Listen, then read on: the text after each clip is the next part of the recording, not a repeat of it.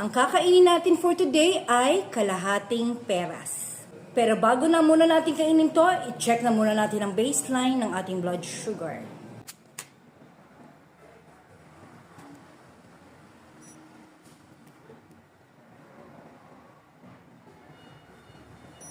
Ang baseline ng ating blood sugar ay 118 as of 8:45 a.m. Kakainin na muna natin to and then babalik tayo after an hour para makita kung ano ang magiging spike nitong pera sa ating blood sugar.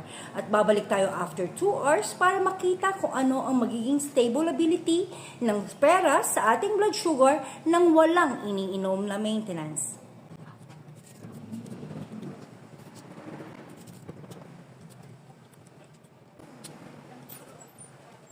Lumipas na ang 1 oras matapos natin kainin yung kalahating pera. So, check na natin ang ating blood sugar kung ano ang spike ng pera sa ating blood sugar.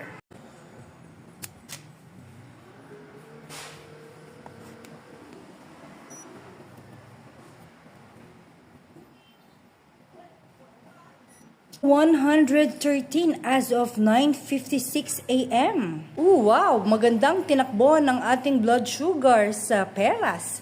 Okay, babalik tayo after an hour para makita ang stability ng ating blood sugar nang walang iniinom na maintenance. May 2 hours lang lumipas matapos natin kainin yung kalahating peras kanina. So, check na natin ang stability ng ating blood sugar.